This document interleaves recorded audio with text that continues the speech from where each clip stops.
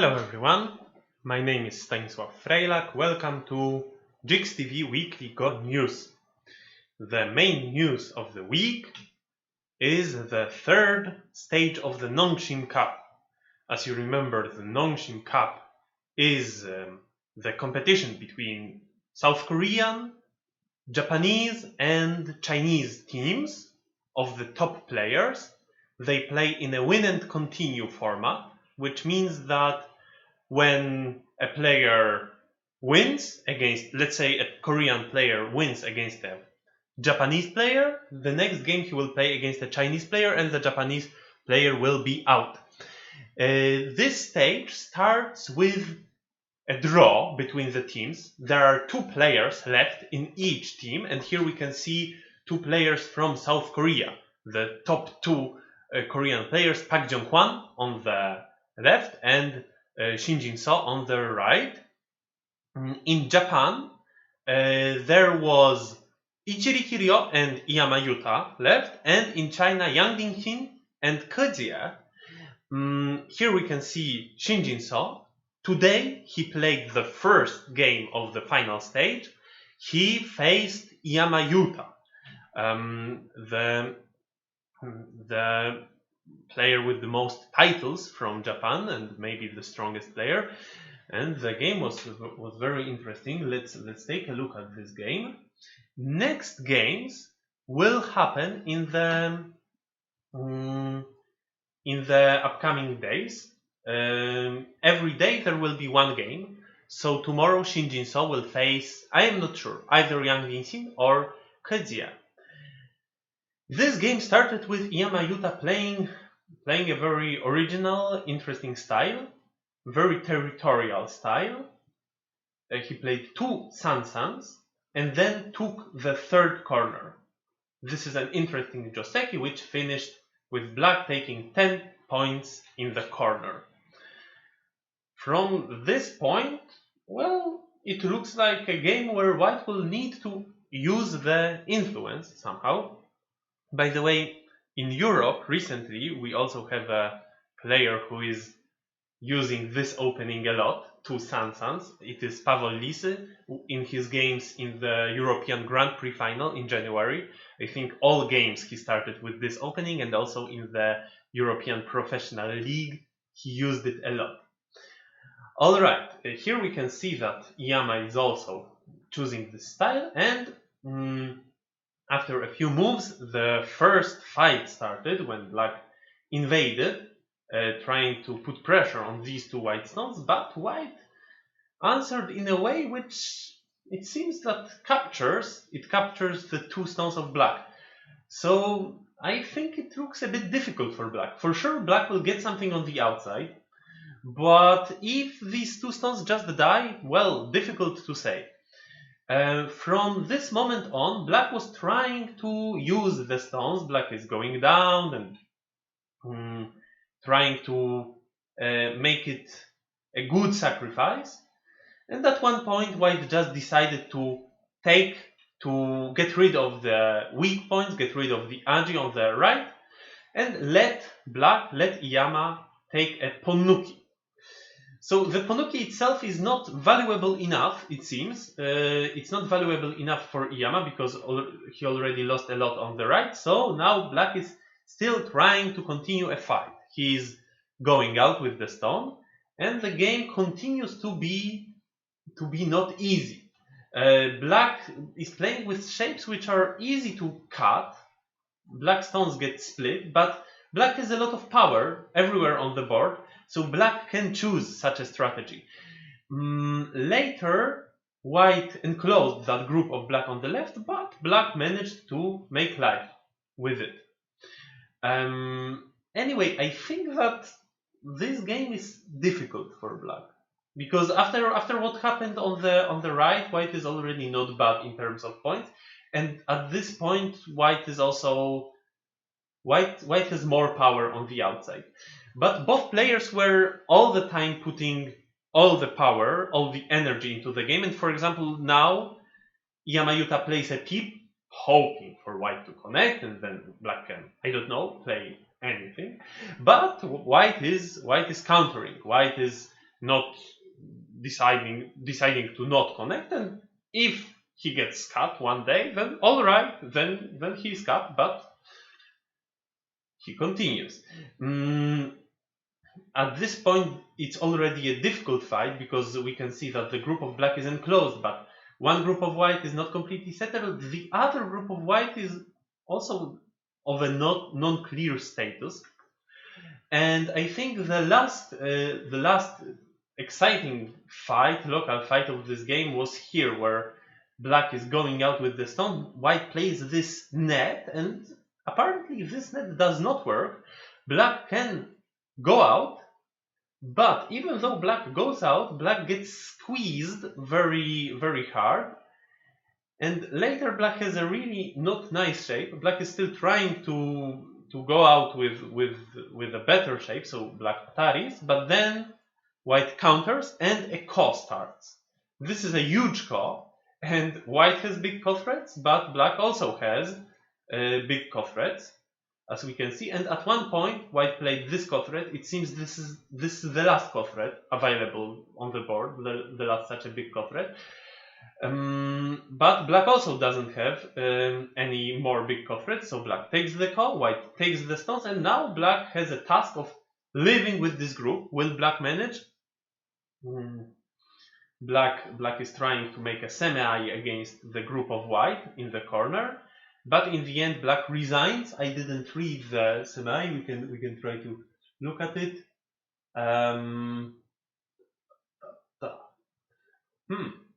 How is it? Is it seems like one liberty. It seems like one liberty for white. So very interesting if both players knew it will end up like this, or they also had a bit of uncertainty. Will they manage this final fight? Unfortunate for Iyama. Let's see how Shinjinso manages tomorrow, and then how the next games go as well. In Japan, the Kisei title match is continuing. The fourth game was played in Kanagawa, in this hotel we can see on the photo, and Konorin finally managed to win a game. So this is not a lucky week for Iyama-Yuta, it seems, because he lost not only the Nongshinkan but also the Kisei match. And let's take a look at that game. In this game, Iyama was not trying to use that Sansan strategy. No, this game was more normal. The opening was interesting and a bit long, and then the first fight starts when Konorin invades Black's not really a territory, Black's framework in the upper right, and jumps. So this jump might look a bit risky. Black can push through, and then what happens? There are two cutting points. Black can choose which black cuts, but whichever black chooses, white will take the stone and give black the profit on the other side, but be happy with the Konuki.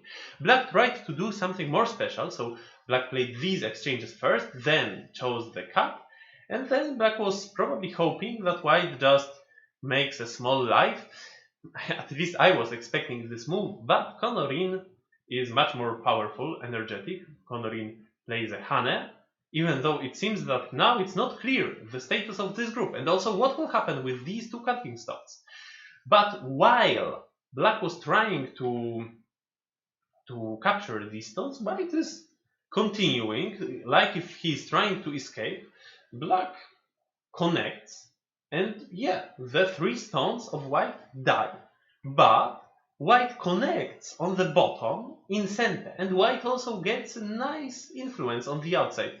So I don't know what you think of this result. For me, it seemed very, very nice for white, but maybe it's not really, because black also gained points.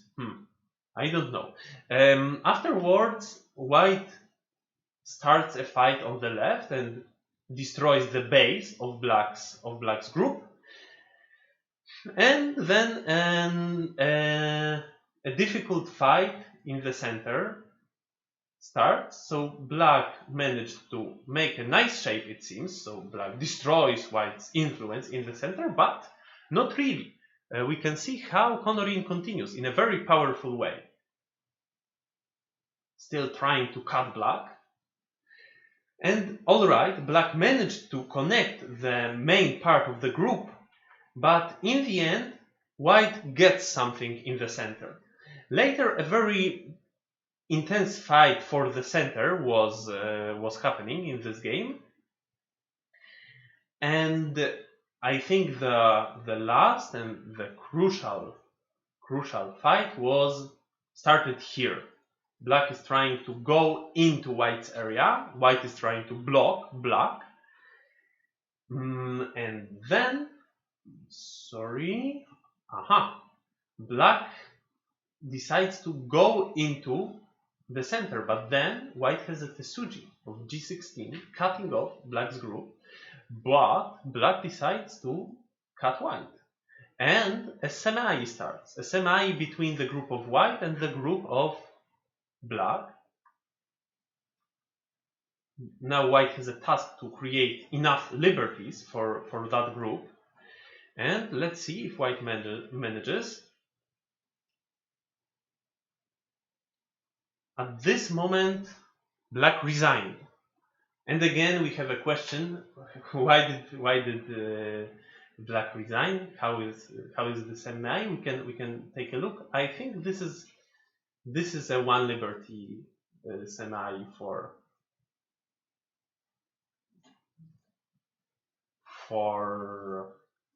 white.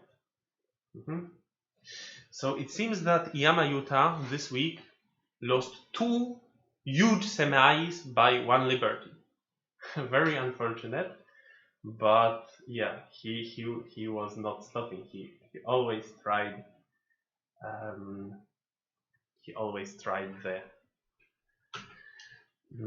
The complicated variation.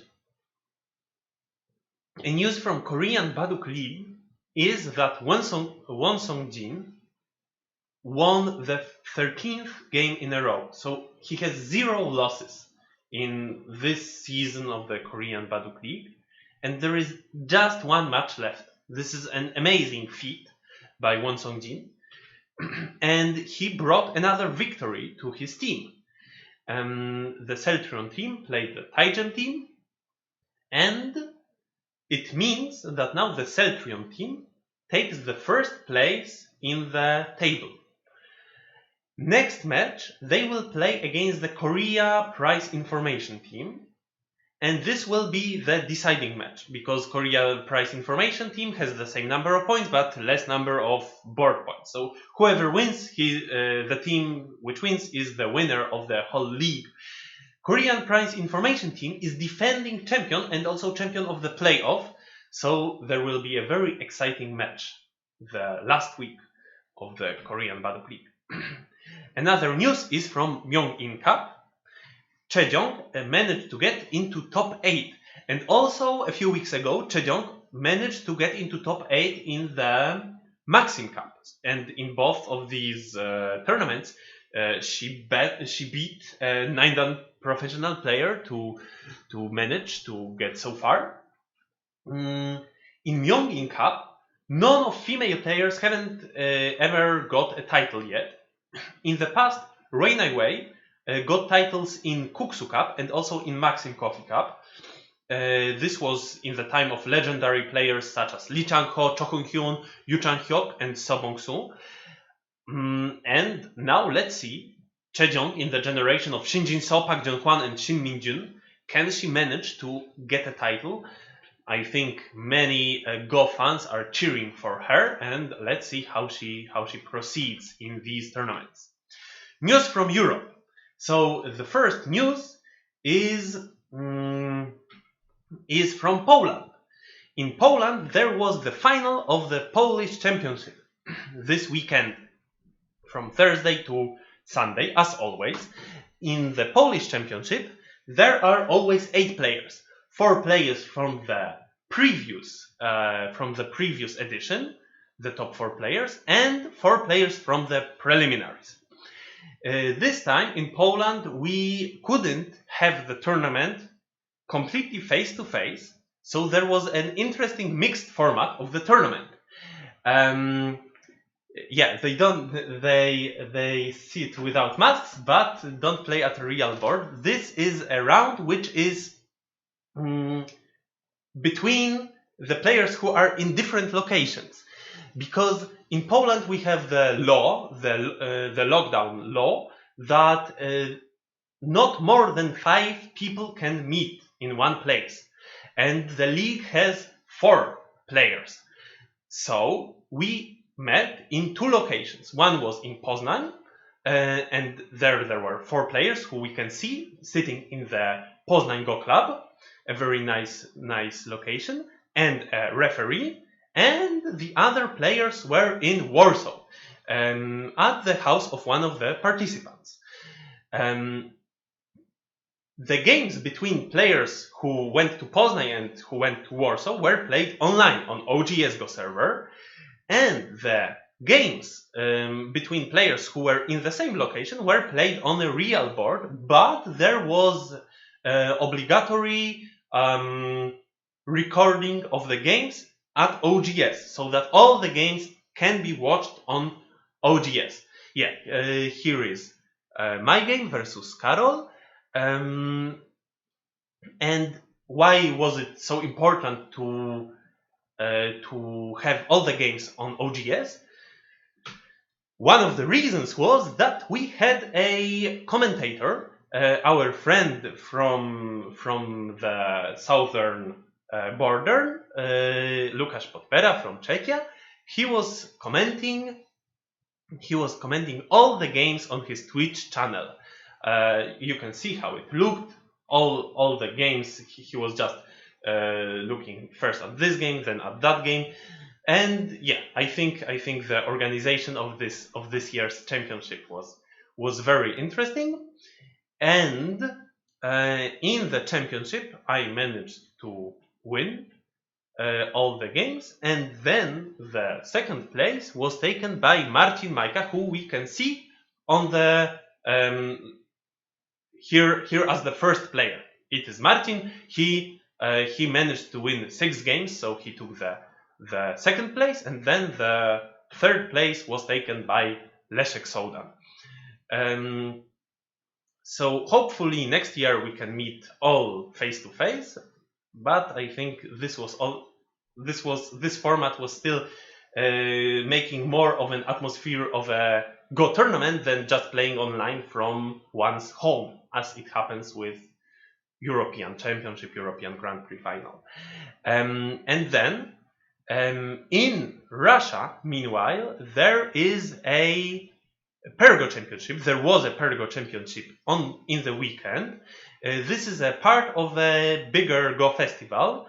The Pergo Championship finished yesterday, and today the big tournament, the Cup of the General Council of the People's Republic of China started, and also the Russian Women Championship. In the Pergo Championship, there were 23 pairs participating. Here we can see the match between the winners and the pair who took the second place. So Natalia and Dmitry on the left, and Alex and Aigul on the right.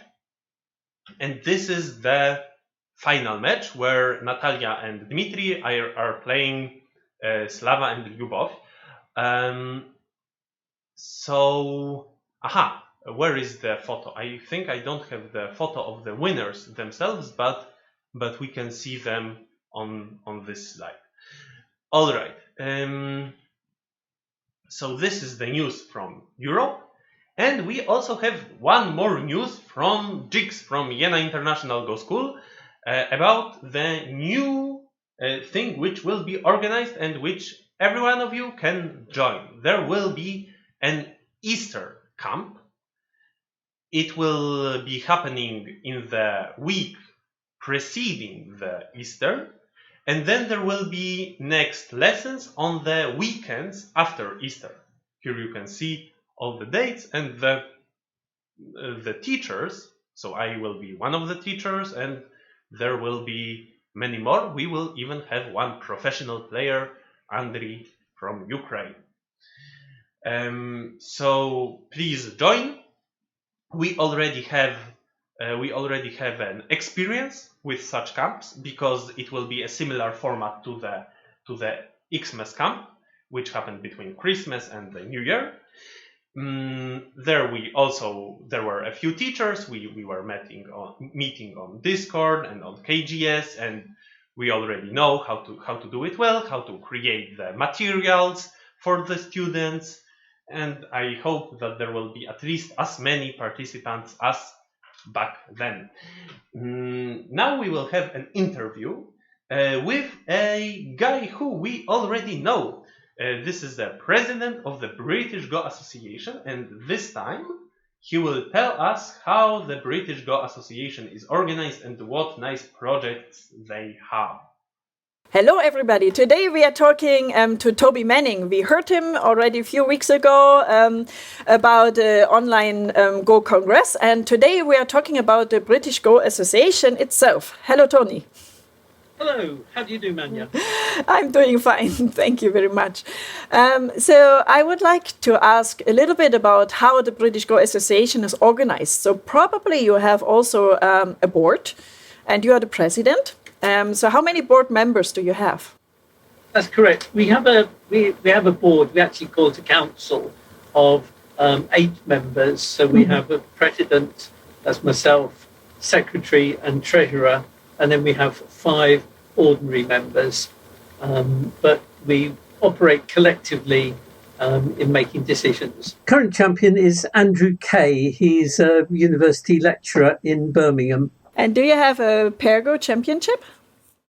Yes, we do have a Pair-Go championship, which we actually believe that having a Pair-Go championship encourages female participation, whereas we're not sure that having a women-only championship is good for encouraging participation. We think the Pair-Go is much more effective at encouraging. So how many members does the British Go Association has? It's got about 450. Okay. And so what projects are you currently having on your scope? So what do you try to move forward? Well, the big project we have is to establish a London Go Centre, or actually a London Mind Sports Centre. Cool. Some of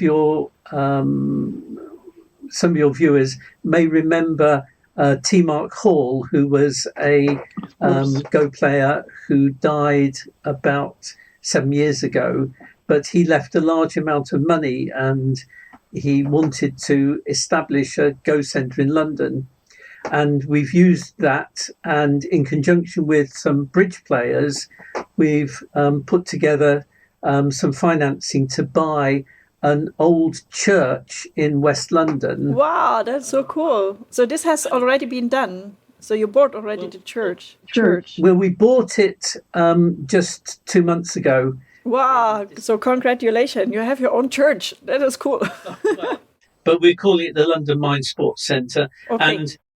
And indeed, I mentioned earlier the European Women's Go Championship, and we're intending to hold that at the London Mind Sports Centre. Very good. Then I know when I visit it. That is great. Okay. And I guess you are really busy with that project, but are there also other projects or things in the future you want to drive forward? Getting back to, if you like, normality is, I think, going to be a major project for us. DeepMind sponsored our youth programme, and it meant that we could establish more of a youth team. We now have regular monthly meetings with our youth squad. The youth squad have got tops, they've got uniforms, if you like, they're hoodies, where we provide Go tuition, but also the kids have a chance to bond and do other outdoor activities, rock climbing, abseiling, archery, things like that. Good. Yeah. So with that, I would like to close the interview for today. Thank you very much for being my interview partner, and I hope we hear more in the future. So if you have cool new projects or things the people in the world should know about, for example, I heard that there's also maybe a museum of T. Mark Hall in the future, and maybe you want to have a lot of visitors, just come back and we will talk about that next time. So thank you very much for the interview. Okay, thank you very much, Manja. Auf Wiedersehen. Bye-bye. Thank you, Toby. I wish all the best to the British Go Association. I remember that in summer when I was teaching in Jena, I also had one student from the Great Britain, and I heard from him about the support the association is giving to the young players. So it's really, really nice to hear it, and let's hope the Go in Great Britain grows. By the way, I think some of you also participate in the Go Congress organized by the British Go Association. It started this weekend, so I wish you all good luck in the tournament games on that congress. Now we move to the Tsumego section. Here we can see the results, the solutions of the double-digit Q Tsumegos. We can see that Wiktor Staliński is very close to getting the prize, the 75 points, and also Felicia. And I think the third problem was a bit difficult this time. So one of the players who sent the solutions asked, what if after black plays at 1, white just connects at 3? Isn't it a mutual life, a seki? It is not. There are 3 black stones, but when black continues playing at 1-1, it will be a dead shape. It will be a nakade. White will end up only with 1 eye. It will not be a shape of 4 intersections where white for sure has 2 eyes. Single digit Q problems, I think the second one might have been more difficult than the third one, or at least a bit more tricky. And the done problems were very difficult this week. I heard it from the students who solved, and Philip managed to get all the solutions correct and to pass the bar of 75 points. Congratulations to Philip Lindner. You will get a prize from the JIGS team. All right, and we also have new problems. These are the new problems. I wish you all the best in solving them. I think the first problem of the single digit Q is a bit interesting compared to the problem from the last week. We have a Go piece of the week this time. This is some nice graphics, or just a photo, a real photo of dinosaurs on a Go board and Go stones.